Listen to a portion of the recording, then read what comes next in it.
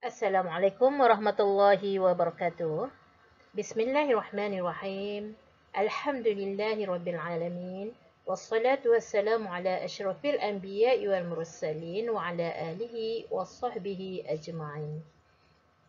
Apa khabar hari ini murid-murid? Kita meneruskan pembelajaran kita dalam bidang fiqh, iaitu istinja, suatu tuntutan untuk murid-murid tingkatan 1. Murid-murid boleh rujuk buku teks muka surat 113.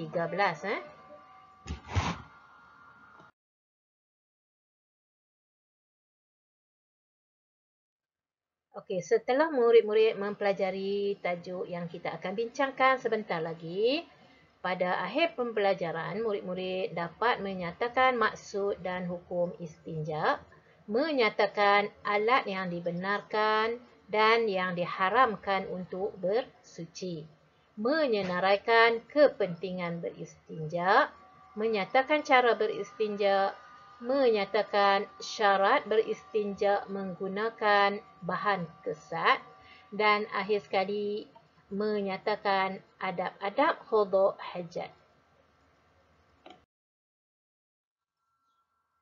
Sekarang mari kita lihat pengertian istinja dan hukum istinja. Okey, istinja dari segi bahasa bermaksud selamat daripada penyakit. Manakala menurut istilah ialah perbuatan menghilangkan najis yang keluar daripada khubul ataupun dubur. Hukum beristinja adalah wajib. Okey, murid boleh tahu kan maksud khubul dan dubur. Okey, khubul dan dubur ni iaitu kemaluan di hadapan dan di belakang. Sesiapa tidak beristinja dengan sengaja, hukumnya adalah berdosa kerana dia berada dalam kekotoran. Ibadat yang dilakukan seperti solat, tawaf juga tidak sah. Okey.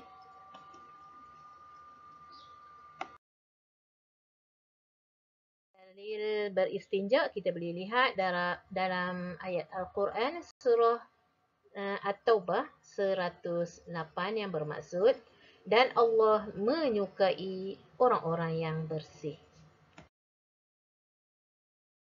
Dalil istinja daripada hadis Rasulullah SAW, an Anas ibn Malik radhiyallahu anhu qala, kana Nabi sallallahu alaihi wasallam idza kharaja li hajatihi aji'u ana wa hulam ma'ana idaratu mimma ya'ni yastanji bihi.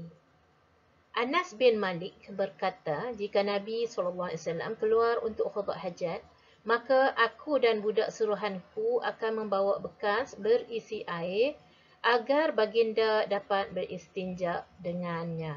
Okey, ini riwayat Al-Bukhari.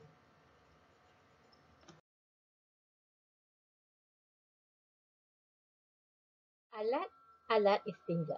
Okey, alat yang digunakan untuk beristinja.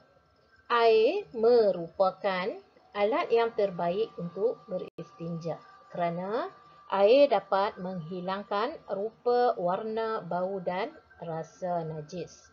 Selain itu, batu ataupun benda kesat juga boleh digunakan untuk beristinja. Okey, di sini cuba murid lihat. Yang pertama ialah air mutlak. Yang kedua, batu atau benda-benda kesat.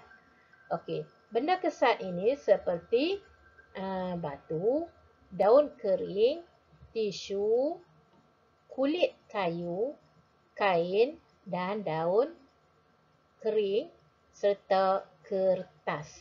Okey. Jadi semua yang saya sebutkan ini merupakan benda-benda kesat yang juga digunakan untuk beristinja.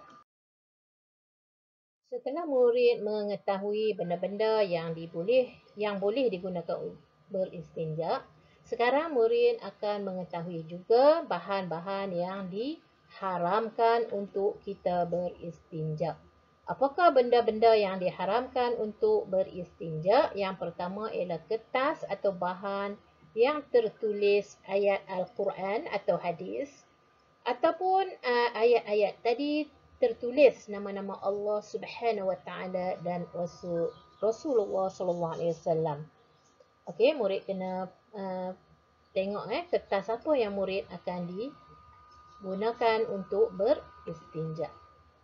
Yang kedua iaitu benda yang dihormati seperti makanan dan tulang.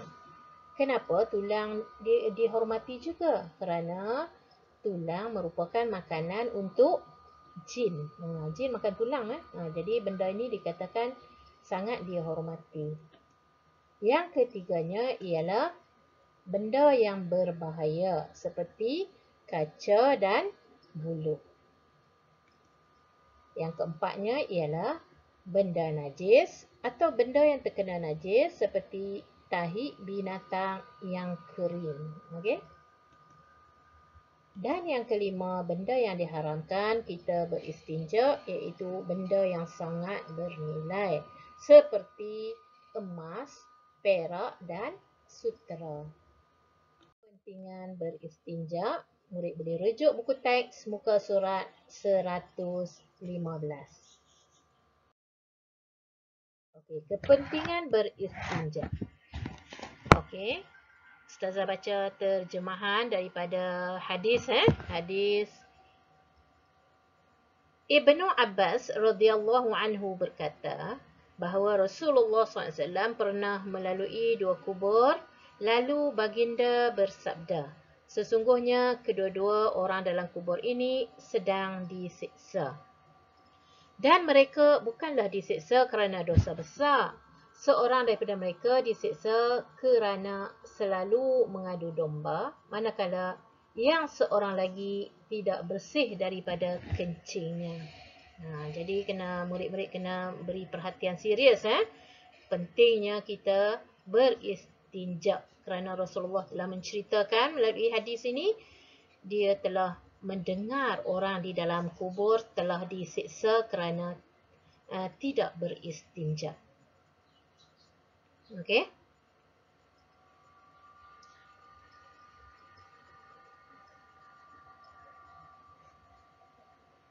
Okey, sekarang kita lihat kepentingan beristinja. Yang pertama kita tahulah kalau kita beristinja ni akan mendapat pahala di sisi Allah Subhanahu Wa Taala. Yang kedua, memberi keselesaan kepada diri dan orang lain. Okey, jadi tubuh kita tidak ada bau, tidak ada bau busuk, okey, untuk berdamping dengan kawan-kawan di sekeliling kita. Badan kita menjadi sihat dan cergas, terhindar daripada jangkitan penyakit. Dikasihi Allah dan Rasul dan ibadat sah dan dilaksanakan dengan sempurna. Jadi sekiranya kita melaksanakan istinja tidak bersih, maka tidak sahlah ibadat kita.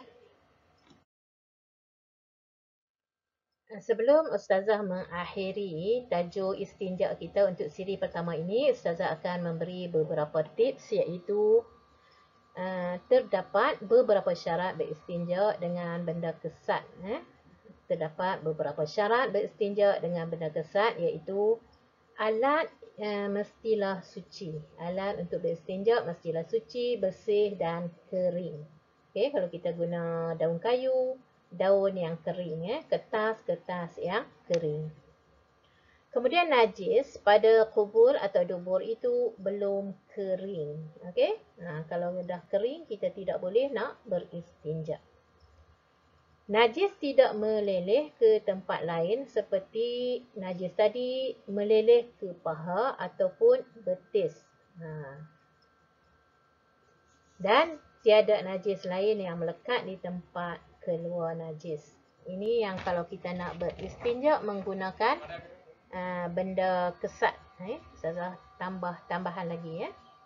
Okey, kita akan sambung kepada siri kedua istinja. InsyaAllah Ustazah akan memberi penjelasan bahagian kedua iaitu cara-cara untuk beristinja.